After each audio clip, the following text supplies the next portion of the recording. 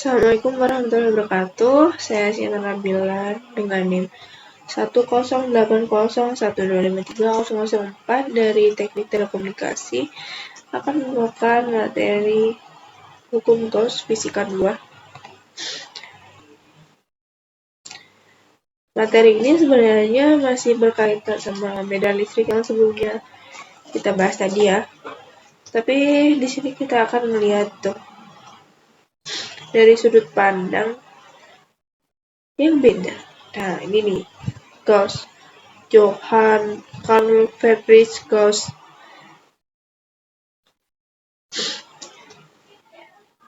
Nah, tapi ini pakai konsep flux listrik. Kalau sebelumnya kan kita fokus rumus langsung tuh. Kalau ini kita lebih ke global, jadi kita lihat dulu terhadap suatu permukaan. Di materi Gauss ini, kok nggak jalan ya?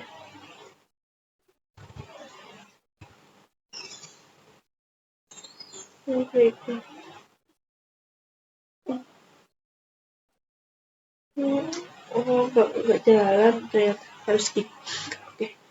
Di materi Gauss, ini kita akan membahas beberapa penting garis medan listrik, flux listrik, dan konduktor bermuatan.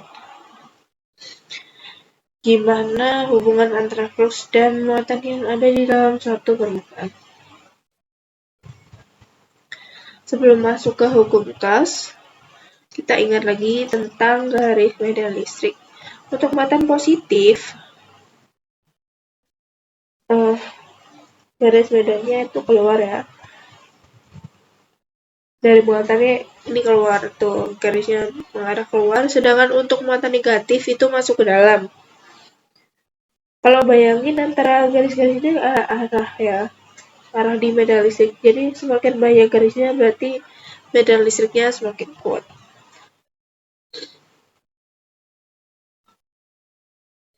Kalau ada dua muatan nih yang beda tapi berdekatan, misalnya positif dengan negatif, maka yang terbentuk adalah pola garis medan yang disebut dipol. Nah, ini nih, karena mereka beda jenis, jadi mereka berdekatan. Semakin berdekatan dan menyebabkan gaya dipol. Garis keluar dari positif dan masuk dari negatif. Sekarang kita masuk ke konsep utama flux listrik. Flux listrik itu bisa kita bayangkan kayak jumlah garis medan listrik yang menembus suatu permukaan ya.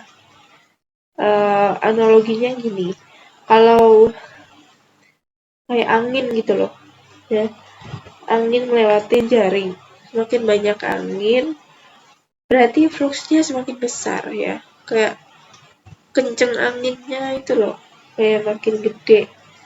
Oke. Nah, di sini masuk ke rumus.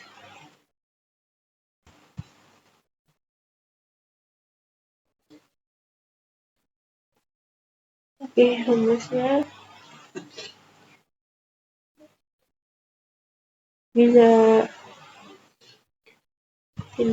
bisa dilihat ya. Kalau P, flux listrik dinyatakan P sama dengan E kali A cos theta.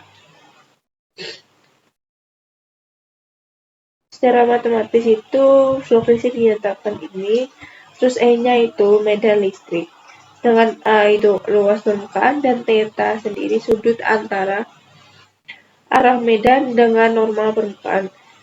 Kalau medan listrik kan tegak lurus tuh permukaannya, maka flux maksimalnya itu maksimal.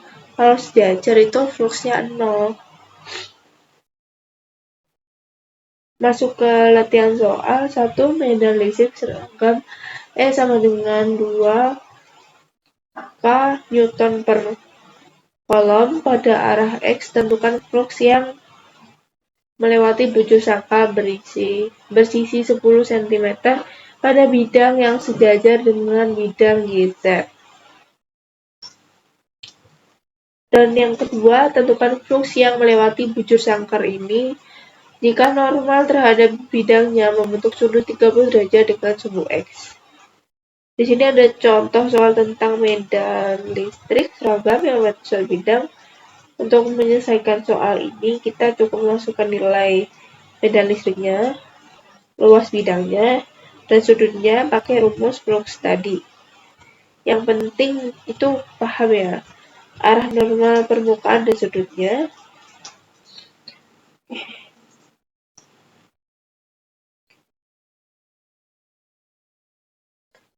Kalau permukaannya terbuka, kita bisa hitung flux yang melewati bagian permukaannya aja. Ya, bagian sini, ini terbuka.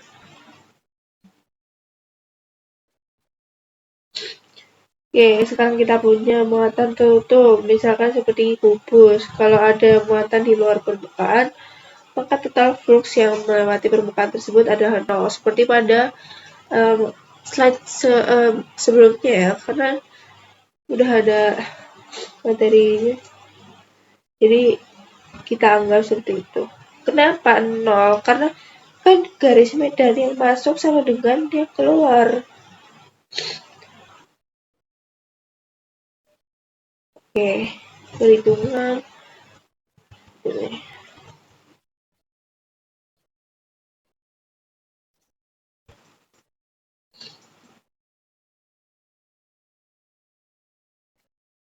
Kita tadi sampai mana? Nih. Nah, ini yang perhitungan tadi, yang di luar permukaan. Tetap aja kan, ini hasilnya tetap 0. Ya bisa anggap begitu dulu, tapi kita harus paham dulu ya cara perhitungannya gimana. Nah, ini yang di dalam. Sama. Oke, dari hukum Gauss. Inilah yang disebut hukum Gauss. Pi. Pi, banyak pi di sini. Flux listrik total yang menembus suatu permukaan tertutup sama dengan muatan yang dilengkapi dibagi dengan permisivitas ruang hampa. Jadi konsepnya itu kayak yang berpengaruh hanya muatan yang ada di dalam, bukan yang ada di luar. Ya. Agar mudah digunakan ya, hukum Gauss ini ada beberapa langkah ya. Pertama itu kita pilih permukaan Gauss yang simetris. Kedua, tentukan muatan yang dilengkapi ketiganya. Terus tentukan, perhatikan arahnya dulu. Nah, ini arahnya keluar semua. Arah medan terhadap biasanya sih dipakai buat kasus yang bentuknya simetris ya, kayak bola, silinder, atau bidang datar ya. Keluar ada yang seperti itu. Oke, lanjut saja kita ke bahan, konduktor dan isolator. Pada konduktor kan kayak tadi yang di hukum kolam ya, seperti kita ketahui kalau konduktor itu muatannya bebas, tapi kalau diberikan muatan, jadi muatannya itu akan nyebar hingga mencapai keseimbangan sehingga medan listriknya jadi 0 pada konduktor itu. Sedangkan pada isolator, muatannya itu nggak bisa bergerak, jadi muatannya itu bisa tersebar di material itu.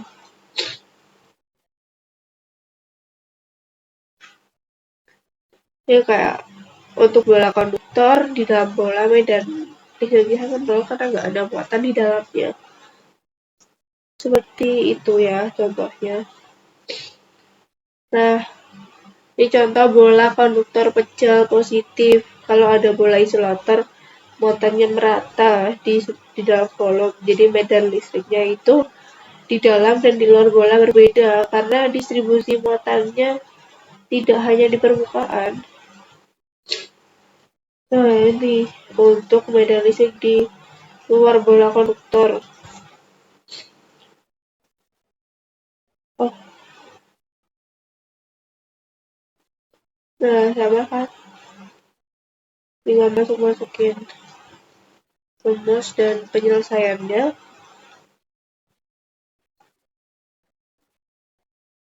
Ini ada lagi medan listrik pada bola komputer berongkai. Kasusnya ini yang saya sudah baca tadi ya, untuk benda berongga kayak bola, silinder yang berongga itu, medan listrik di dalam rongganya ini ya bisa nol karena nggak ada muatan di dalamnya. Nol. Oke, yang kedua plat tipis nih. Reaksi sampai plat tipis positif. Kalau buat plat tipis ya, yang bermuatan, medan listriknya tuh kayak cenderung konstan dan arahnya malah tegak lurus permukaan. Ini ada perhitungannya.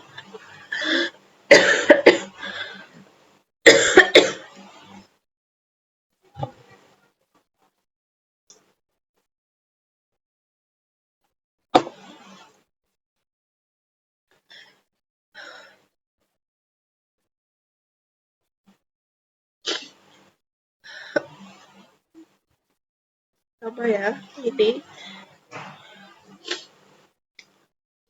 Nah, yang ini kawat sama silinder. Medan listriknya limbat kalau lurus. Nah, ini bentuknya silinder ya. Kalau buat kawat panjang apa silinder itu kita biasanya pakai pembukaan gauss yang berbentuk silinder. Nah, ini medan listriknya tuh nyebar radial dari sumbu ya. Nah, ini perhitungannya.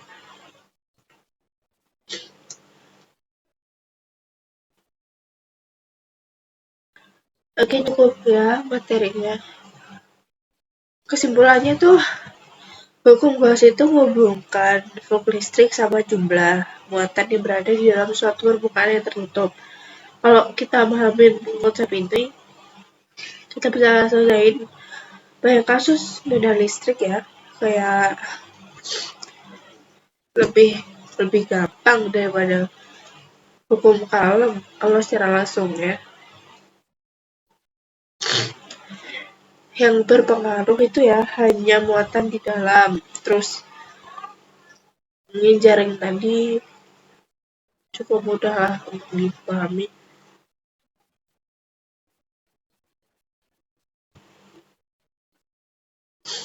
Ya baik, terima kasih untuk materi ketiganya. Sekian dari saya. Wassalamualaikum warahmatullahi wabarakatuh.